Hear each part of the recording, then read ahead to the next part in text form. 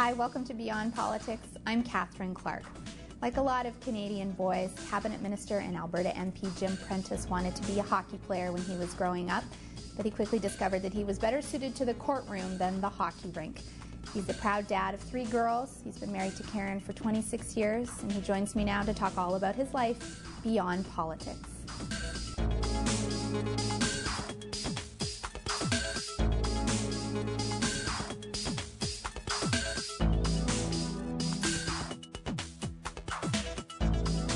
Welcome to Beyond Politics. It's great to have you here. It's great to be here on your show. Well, I appreciate it. And you came from, before all of this political stuff, you came from a very large family, in fact, from Ontario. Yes. Tell me a little bit about your childhood. Well, I was actually born in a place called South Porcupine in Northern Ontario. Canada is the kind of place where you could have a community called South Porcupine. Citizens would accept that there's no North Porcupine. I grew up in a very tight, closely knit mining family. My father had been a hockey player and then worked in the gold mines in Northern Ontario. We lived in a place called Schumacher. And I grew up with 4 sisters in a very close-knit family there. My dad worked his way up in the mining industry to eventually become an accountant. But we were raised in a wonderful family. We never had a lot of money, but we were always well taken care of and very close in our community. Where did you rank in the Well, I was right in the middle. I have 2 older sisters and 2 younger sisters. So you were surrounded. From the get-go, I was surrounded. I also have 3 daughters, but we'll come to that. Did you ever feel like you were henpecked as the one male child, or no? Or I don't. Did you enjoy it? I don't think so. I may have properly been spoiled from time to time, I think, by having so many sisters, okay. But I never have felt henpecked at all. Yeah. Tell me about your mom and dad. What were they like?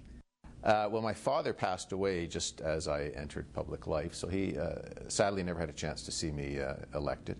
My dad was a hockey player. He played for the Toronto Maple Leafs. In fact, he was the youngest player to ever play for the Toronto Maple Leafs. He was barely 17, I think it was 19. Oh my goodness. 43.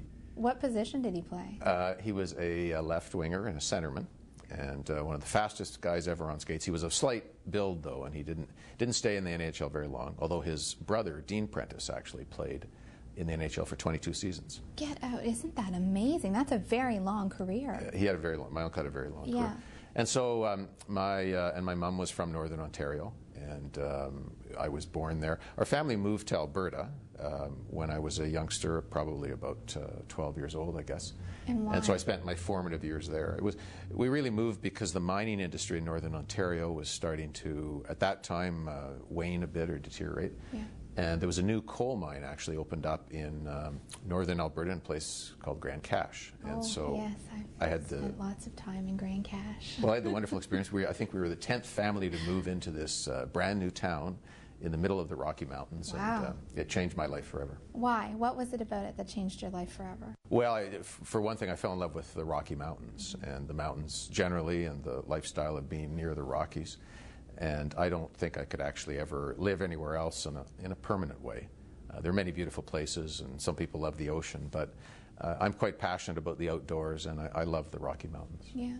For someone who's passionate about the outdoors, did you ever as a kid think that you'd have an outdoor job, or did you have an idea of what you wanted to be when you grew up? Well, for a period of time, I thought I should or could be a hockey player. Well, that makes sense.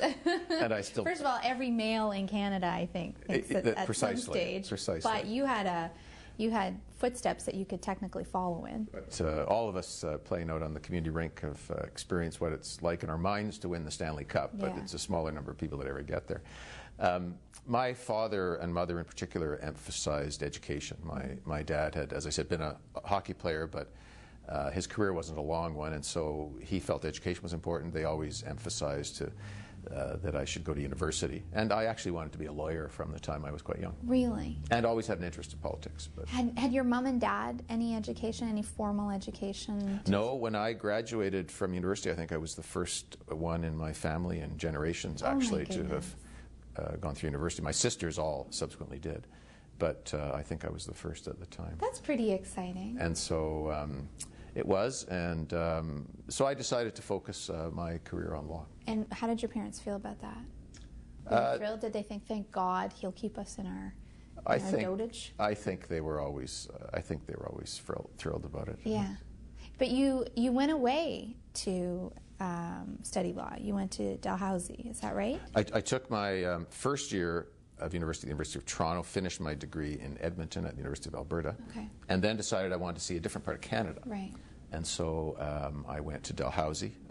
I was fortunate enough to have a scholarship to go down there, and I went to Dalhousie Law School for my law degree, and loved it. I loved Halifax. It's a marvelous place to live, and you get to experience the country. And Dalhousie Law School as an institution purposefully draws together students from across Canada, so it's a great pan-Canadian experience. What drew you back to Alberta? Well, a family, I suppose. My parents by then had moved to southern Alberta, still in the Rocky Mountains, and I wanted to be near the mountains, near them, and I'd come to experience Calgary a bit and love the city, and that's where I decided I wanted to go. Yeah. And at what stage along this path did you meet your wife? Well, I met my wife when I was at law school in my last year, although I met her and at the beginning of the year, and then I checked out and went and basically engaged in political campaigns and didn't see her till the end of the year, so she thought that was pretty unusual. Had you gone on a date yet at this stage, and then you just... We had carols beside each other initially. Oh, okay. And now tell me what a carol is so that people don't it's a workspace that you have at university. It's a little desk with sort of walls on it. That, not Christmas. No, not a Christmas carol. And so I met her there, and then we practiced law together at the same firm for a period of time. Okay. And we're eventually married. And have been married for 26 years this year. That's very remarkable. Congratulations.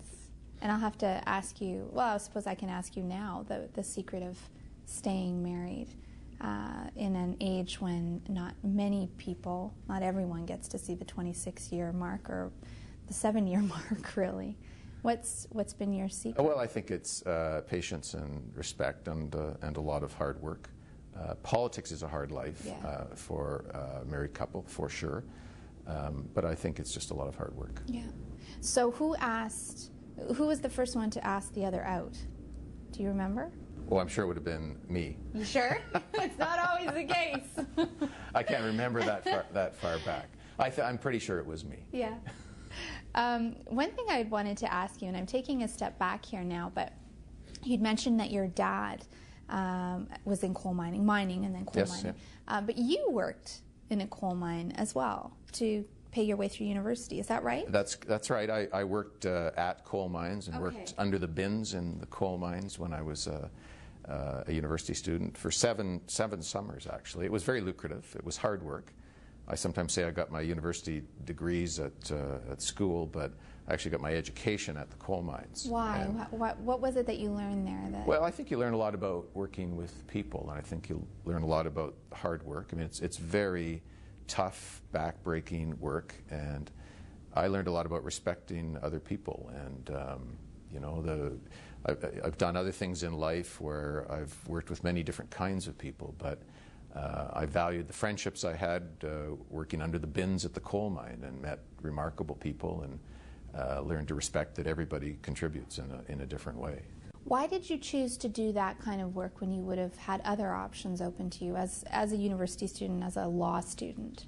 Well, I needed to earn the money to put myself through school. Okay. It was part of it, and it was very lucrative, and it was also a good experience, and it was a chance to again, to be in the mountains and to do all the things that I love to do with my family and friends in the summers. And I had a view then that I didn't particularly want to be, at that point in my life, in an office environment. I wanted to be doing something different, and so it was certainly that. Yeah. Good thing that you chose law if you didn't want to be in an office environment. Well, I'm a lawyer, but my other habits are good. What are your other? Oh, sure. But what are your other habits? What else are you interested in besides? Well, I still play hockey with our team. I'm getting a little slower than I used to be, but I play with the conservative team. What do you play? I play center. Okay. they're continuing to tolerate me as the center on the first line. Oh, really? Even You're though a first line center? Well, I used to be. I'm becoming slow, but they are for now tolerating me well, for the moment. You are a minister. And I mean, that may be part that holds of it. some sway. And I spend a lot of time in the outdoors. You do. I'm passionate about skiing and downhill, cross country. I like both. Okay. Increasingly, I think I like cross country. I It's bike. easier when you fall. It's much easier when you fall. Yeah. Although you fall more often. True. I like to spend time in the outdoors hiking. I'm an avid hiker. I'll be hiking quite a bit this summer. And I like to canoe and do all of the things that we do in the outdoors. I think that's a big part of who we are as Canadians, is people that love the land and love the outdoors. Does your wife enjoy it as much as you do? Probably not as much as me, but she's come to really like the outdoors as well. Yeah. And your girls? We have a cottage in the mountains that we spend time at, in Kananaskis. Wonderful. And we try to get out and travel quite a bit and see the country. Yeah. So. Which you would naturally have to do with your job anyways. I mean, you would be traveling the country regardless. But yes. Do you try to do that on a personal level as well? Well, we do. In government, though, I've been very privileged because I'm currently the minister responsible for Parks Canada. And there's no greater thrill in public life than that. Yeah. And in an earlier incarnation, I was the Minister of Indian Affairs. Right. And so I made a point of trying to see the north. And so I traveled. Which is an area we often don't go to see. Absolutely. Yeah. And I went to many remote communities in the north, and it's a wonderful part of our country. What's the strangest thing you've ever eaten? Was it in the north, possibly? The strangest thing I've ever eaten was in the north, and the Inuit people had a good laugh about that as well, but it was actually whale blubber. And I did not have an immediate taste for it. No. Let's put it that way. But did you have to swallow it? And I did have to swallow it, yes. And the Inuit elder who I was with had quite a laugh, and he said to me, the only thing that will take the taste now out of your mouth now, he said, is black tea. And so they managed to get some black tea for me. But and?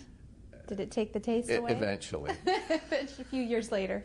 You lost it. But that was part of a northern experience. Yeah.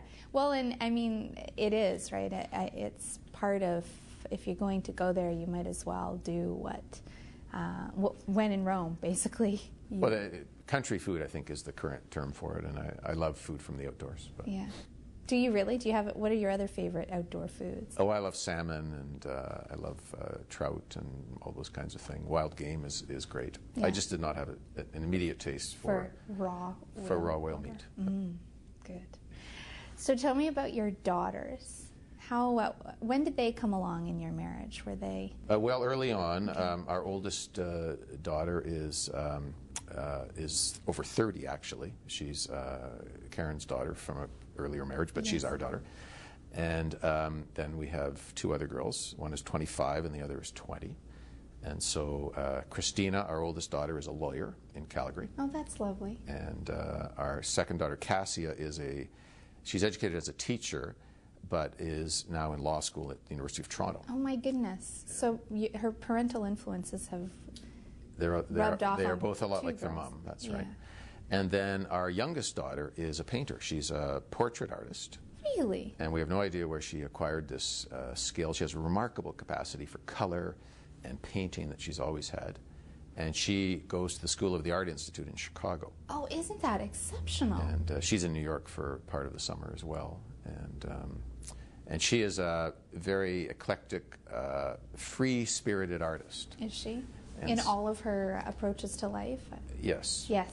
And does some really fascinating art. And is a very talented artist. She has to decide if she wants to make her life doing it. Yes. But it's a real. It's fun to have a daughter who is an artist, and as well as daughters that are pursuing law. Is it fun to have a daughter who is different than you? I mean, is that difficult? Is that well? They would easier? say it's fun. Is it fun to have a dad who's different? Oh, I think my daughter, who is an artist, thinks that the rest of us are different. Right. And so that makes sense. But seriously, it is a lot of fun to have a daughter that is an artist. It opens up a whole new vista on life to you. Both Karen and I become quite interested in art, and especially the art of young artists who are coming along. And that's not something that had ever been a window onto the world that I had looked through until Kate came along. Do you turn to your daughters and to your wife for advice? And I don't mean, on your portfolio or anything of that nature, but are they people that you turn to for when you need to answer a personal question or reflect, or do you turn to other people? Well, I turn to all kinds of people for advice, but certainly family discussions are important. It's one difficulty of politics is our three girls are away. Well, Christina's in Calgary, and I'm not always there, but our other two daughters are in university in different places, so we're not always together. And so there's less of the evening dinner table discussion than we used to have. Yeah. But I stay in touch with them by phone and ask what they think all of the time. And they bring a younger perspective, which is also quite exciting as you become a dad and you get older. You start to appreciate life through the eyes of your children, especially as they become adults. Yeah.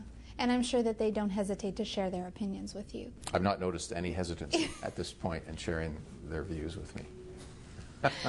So let's talk about politics. At what stage did you decide that you really wanted to become actively involved in politics? Well, I always had an interest in politics, and for so far back it's hard for even me to say where it started. But you'd be interested to know that the first time I actually ever met a politician was I met your father, and he was campaigning in, I think, the 1972 election, okay, thereabouts, in northern Alberta. And I came home from school, and he was carrying the groceries, helping my mom carry the groceries from the car into the house, okay, and being a good politician. And so that was the first time that I'd ever actually met someone who was out campaigning who was a politician. And was that just so glamorous that you thought, oh my God, I want to carry people's groceries too. I'm going to do this. It led me to make some inquiries, and he recommended some people that I should talk to when I went to university. Right. And so I became involved at university. That's fantastic. And then you stayed involved, quite actively involved. And I was very involved as a volunteer, yeah, for many years in the Conservative Party.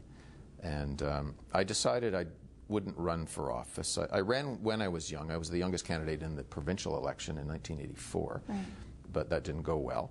And so I decided at that point that I would devote my attention to our daughters, and I wouldn't run again until they were grown up. Why make that decision? Was it a sense of disappointment, or was it just a sense that the timing wasn't right? Well, the timing wasn't right that first occasion. Politically.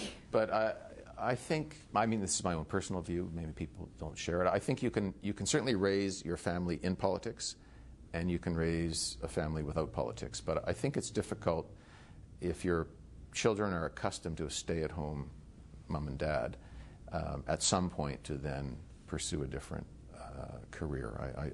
That was my own conclusion, and so I decided that being a stay-at-home dad, I loved it. I have no regrets, and I wanted to be with them.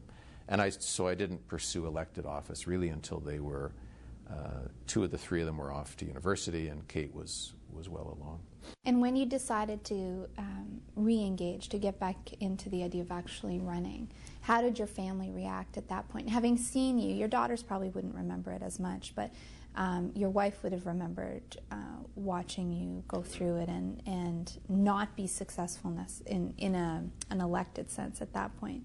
Was there a pushback when you said? No, absolutely not. My family's been entirely supportive. Karen always understood that I was interested in politics, and my daughters, it was interesting because they didn't expect that I would run, and so they weren't accustomed to having their dad as a candidate. Yeah. And I was involved in one campaign with the Progressive Conservative Party and crisscrossing the country, and I took our youngest daughter with me, and that was her first exposure to politics, being actually on the road. Yeah. Which is, honestly the best exposure you can possibly get. Because then you see people, you see the country, and you see your parent in a different light, too. Absolutely. And so they've come to really love politics. They, all to differing degrees. I think our oldest daughter is fascinated by politics. Our second daughter is really loves it. And I think Kate finds it, she has a little more distant relationship from it, but I think she enjoys it. Right. Well, perhaps at some point she might be able to do an official portrait. You never know if she keeps... She did an unofficial portrait of me sitting at my cabin. Oh, did she? There's a great story that I should share with you. When I met President Obama was here, of course, for his first trip abroad. And, right. I was good enough to be included, the Prime Minister included me in the lunch with President Obama. So as he came through the door, I was the first person that he encountered, and he shook my hand and said, Minister Prentice. So he was well briefed. Oh, wonderful. And I said, my daughter lives in your city. And I said, Chicago.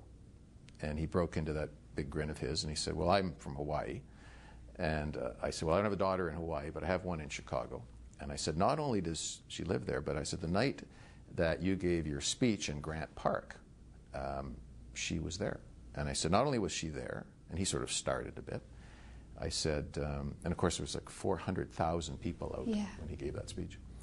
And I said, she actually dialed me on her cell phone as you were speaking, as the newly elected President of the United States. And she said, hey, Dad, you're going to love this. This guy is the new President of the United States. Listen to this.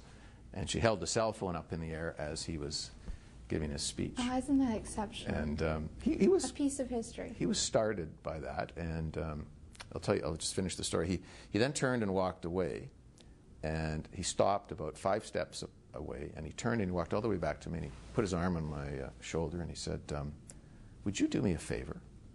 And I said, absolutely. You're the President of the United States. And he said, phone your daughter tonight, and I just want you to tell her that the President of the United States asked you to call, and he just really appreciated you being there, because I was there with my daughters, and to know that a Canadian was there, that your daughter, it means a lot to me. Well, isn't that remarkable? And it just... and how did your daughter respond when you called? Well, she was thrilled, and I share that story with people because it says a lot about politics, is about touching people and warmth, and the sort of sincerity that he showed that on that occasion, was just clear and present. So there are a lot of, it's I think probably widely accepted that President Obama is a different kind of politician, or maybe the kind of politician that people want their politicians to be, someone who's charismatic, someone who's warm and considered to be friendly. What was it that you felt that you brought with you when you decided to run? What was it that you wanted to achieve? Well, a passion for the country, and a belief in public service. I think that we get the kind of government that we deserve, and we only get that if people run who have experience in life and bring that experience to public service and work hard for our country and a democracy. And so I've tried to be a very hard-working member of Parliament and cabinet minister. I try to stay in touch with my constituency. I still actually door knock even as a cabinet minister between elections. Once a month I go door knocking and talk to people. And I'm a passionate believer in civics. I think there's many different ways to serve. I think I'm privileged. I don't go into the House of Commons on any day when I don't look around and just feel that it's an enormous privilege to be there.